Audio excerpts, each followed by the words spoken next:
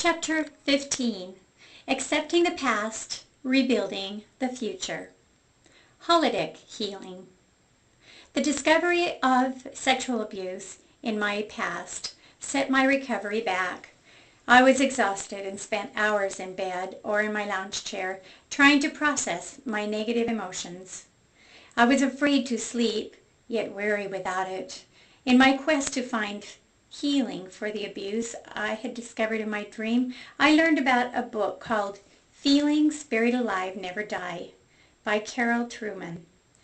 As I studied, I learned to rewrite my negative experience through imagining myself returning as an adult to the scene where the event took place. I froze the scene and held my young self in my arms and let her know that it was not her fault. I also helped her understand the teenage boy and his parents and why he may have done what he did. When coupled with scriptures and prayer beforehand, the process was healing, loving, and real. I learned to identify physical symptoms in the book that led, in turn, to negative events that took place in my early years. In time, I began to recognize that some of the stress that had created my depressions and conversion reaction may have been generated from earlier experiences. "She's a go-getter," I had heard people say of me. This was so because I believed that accomplishment equals worth. Therefore, I struggled a lot with my feelings of worth when my activities went from being highly involved and productive to spending my days in a recliner beside my bed again. I kept recalling Bert's words, "Emotional workouts are 10 times more exhausting than physical ones."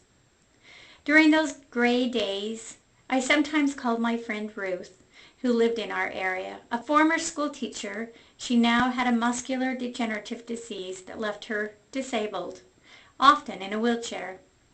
When I called to ask her how she was doing, she would give me a brief but honest answer.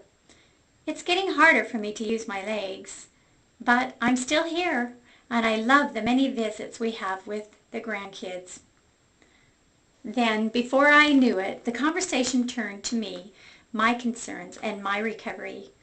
Her sense of peace and her ability to express interest in others touched me and helped me see that I could serve others even if all I could do was listen to them and encourage them.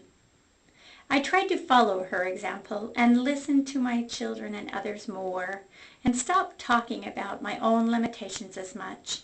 It was wonderful to feel that, despite my weakness, I could make progress, even from a lounge chair.